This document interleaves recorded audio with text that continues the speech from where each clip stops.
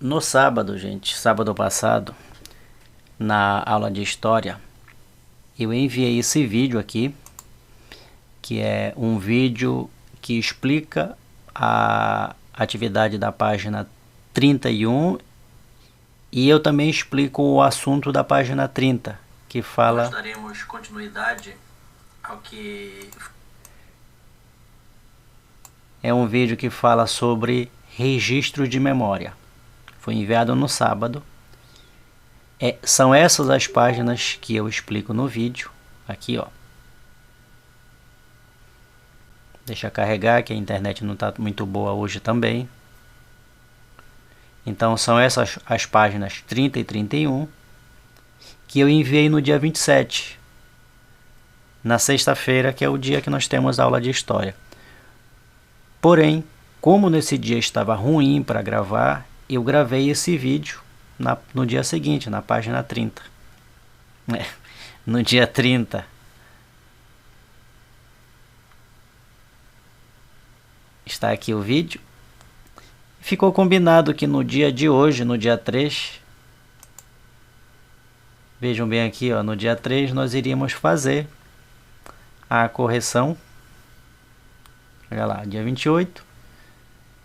E no dia 3, na sexta-feira, nós iremos corrigir essa atividade. Portanto, viram? Portanto, como eu disse, a aula de hoje é para nós fazermos a correção. Acredito que vocês já leram um texto, é um texto muito interessante que fala sobre registro de memória. Ele faz uma abordagem muito significativa sobre as heranças que foram deixadas pelos povos de antigamente. E por meio desse texto era para vocês resolverem a atividade da página seguinte, que tem duas questões. A primeira questão, onde vocês vão explicar o que é cultura material e dar exemplos. A gente pode ver isso logo no primeiro parágrafo. Vejam aqui, ó. O primeiro parágrafo deixa claro porque explica o que é cultura material. Vejam lá. Os objetos do passado que foram preservados nos ajudam a compreender aspectos da vida cotidiana de vários povos. Hoje nós sabemos, por exemplo, da rainha de Ur pelos achados que foram deixados. Nós temos aqui uma foto. Objetos variados, como itens de vestuário e enfeites, recipientes de uso cotidiano ou religioso, como a gata aqui, que é um objeto religioso, já que os egípcios veneravam os gatos como deuses. Construções públicas e moradias. Falando de construções públicas, nós podemos lembrar das pirâmides de Gizé, que são aquelas pirâmides lá do Egito. Instrumentos de caças ou instrumentos festivos podem fornecer informações sobre o modo de vida em outros tempos e espaços e fazem parte da memória de um povo. Então aí está a informação que nós precisamos para responder à primeira questão. Explique o que é cultura material, dê exemplos.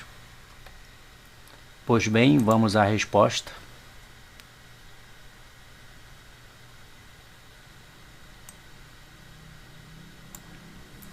Então, explique o que é cultura material. São objetos produzidos pelos povos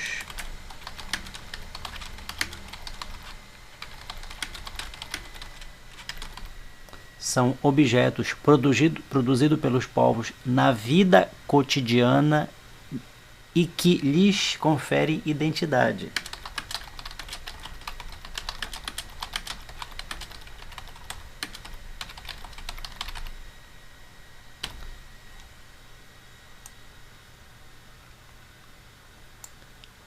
Temos mais ainda, até porque é para dar exemplos também. Então, são objetos produzidos pelos povos na vida cotidiana e que lhes confere identidade. Esses achados que os povos deixaram servem para saber como é que eles viviam antigamente. É por isso que nós sabemos como os povos do passado viviam antigamente, graças a esses trabalhos dos arqueólogos que encontram esses achados, fazem um estudo e aí produzem os livros de história. Então, ponto em seguida, a cultura material. Depois do ponto em seguida, sempre letra maiúscula, a cultura material constitui parte da memória dos povos.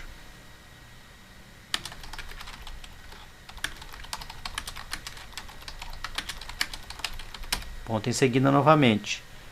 Agora eu vou dar os exemplos aqui. Como exemplos da cultura material,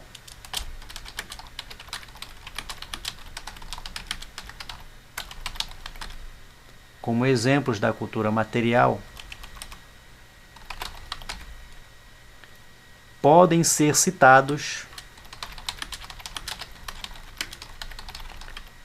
objetos, utensílios domésticos, como jarro de barro, jarro de cerâmica, etc. Vestimentas, as roupas que eles usavam antigamente, alimentos, etc. Alimentos, também pode ser usado brincos, colares, como nós vimos lá na princesa de Ur, na rainha de Ur.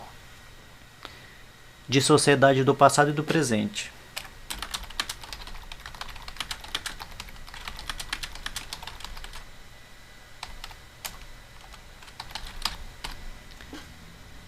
Então, essa daqui é uma resposta possível.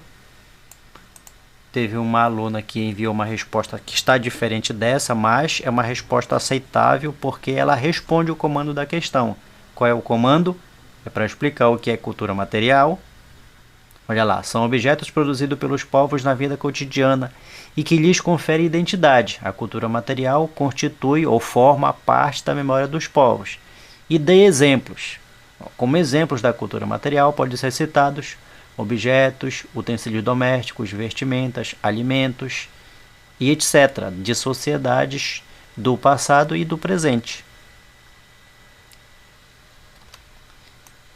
Feito essa, vamos para a segunda questão. Nós temos aqui a figura de Quetzalcoatl, que é uma divindade lá que corresponde às terras de antigamente, lá onde hoje é o México.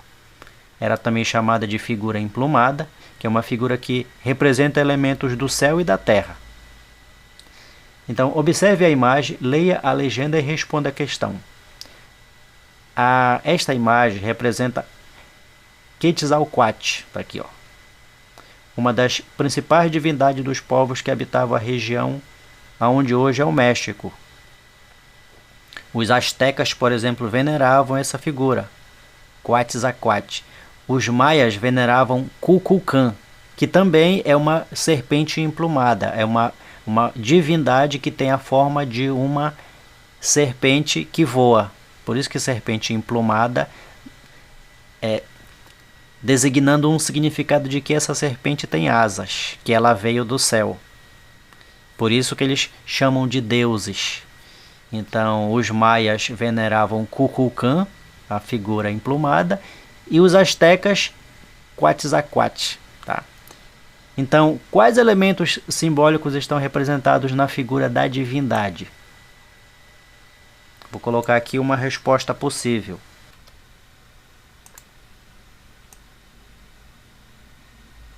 Então, quais elementos simbólicos estão representados na figura da divindade serpente emplumada? Vamos lá, estão representados dois elementos simbólicos. Está bem aqui, ó.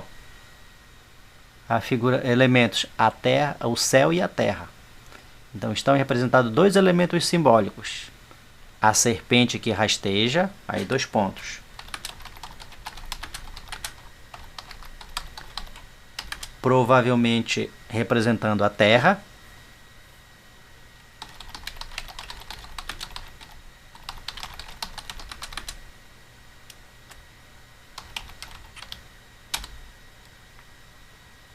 e as plumas de um pássaro.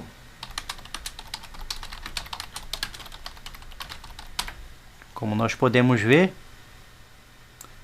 é por isso que ela recebe o nome de serpente emplumada.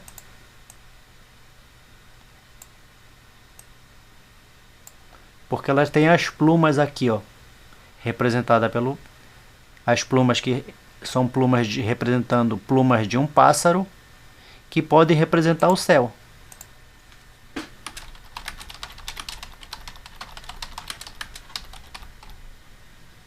Ponto. Então vejam aqui uma resposta possível, porque quer saber quais são os elementos simbólicos aqui da serpente emplumada. Nós podemos ver que é a serpente que rasteja. Sabemos que as serpentes são as cobras. Elas andam rastejando porque são répteis. Então, quando nós temos o símbolo da serpente, por ela rastejar, ela representa a terra.